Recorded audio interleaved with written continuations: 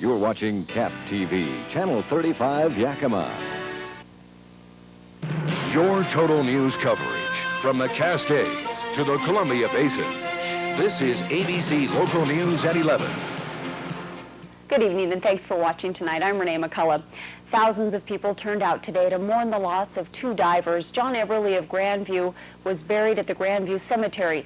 A ceremony for Rusty Hauber of Yakima was held at the Yakima Sundome. As Matt DeCampo shows us, Rusty Hauber's service brought rescue personnel and firefighters from all across the state.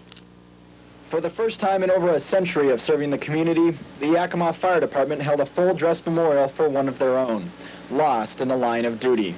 Rusty was indeed an individual that will be missed by our department, who will personally be missed by me. He was the epitome of what a good firefighter should be. Around 1,500 people gathered at the Yakima Sundome to remember Rusty Hauber. About half were rescue personnel from across Washington state, along with Hauber's friends, family, and other well-wishers.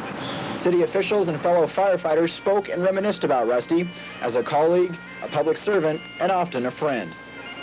As part of the eulogy, Department Chaplain David Kelly read a poem by another Yakima firefighter about the sacrifices they're willing to make for their duty. To give someone another chance to live, for it's plainly the only gift I can give. And if you wonder why I do what I do, it's the only way I can reach out and touch you. The International Association of Firefighters presented Tracy Hauber with a flag and Medal of Honor commemorating Rusty's achievements. Yakima Fire Chief Al Chronister then sounded the last call and the fire bell was rung in honor of city firefighter Rusty Hauber.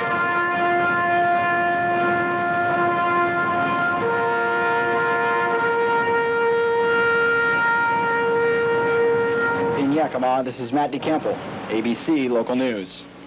Memorial services have been scheduled for the other divers in this accident. Services for East Valley volunteer firefighter and search and rescue diver J.R. Mestaz will be held Saturday at 10 o'clock at the East Valley High School. Many of the emergency workers who attended today's ceremony are planning to stay to attend this one. Services for Rosa irrigation diver Marty Rode are scheduled tomorrow at 1 o'clock at the Zillah Nazarene Church. Another apparent drowning today in the Umatilla River. The man is identified as 30-year-old Anthony Lindsay of Pendleton. As Kirsten Joyce reports, somebody found the body lodged along the river shore early this morning.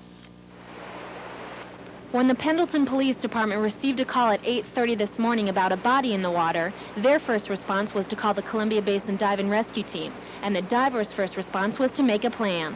We're going to tie off onto the bridge with a pulley setup and belay the divers in the boat down the river to where the victim is.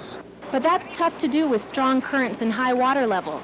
So divers in the boat and on the bridge have got to maneuver the boat very carefully down the river. What's making the rescue all the more difficult for divers are these clumps of brushes in the water, which they call strainers. Debris that's sticking up out of the water that acts just like a strainer, and the potential of somebody, one of our divers getting trapped in that strainer. That's our primary concern right now, is pull this off without somebody getting trapped. And they won't get trapped as long as they keep an eye on the swift water, which is something new for divers. The swift water is a little different than we normally operate. Our normal operations are a dive situation, and so you get swift water and the blood starts moving a little bit. As the directing crew on the bridge moves the rope, so does the boat move towards the body. But it doesn't stop the fact that the river makes it a very risky situation. But so far so good. The divers are able to reach the body and reach their final destination. In Pendleton, Kirsten Joyce, ABC Local News. Rising waters are once again threatening homes in the Yakima Valley. The Natchez River crested just below flood stage at 10 o'clock this morning, and a flood watch is posted on the Yakima River. As Julie Holland reports, some people living along Weenass Creek have already evacuated their homes.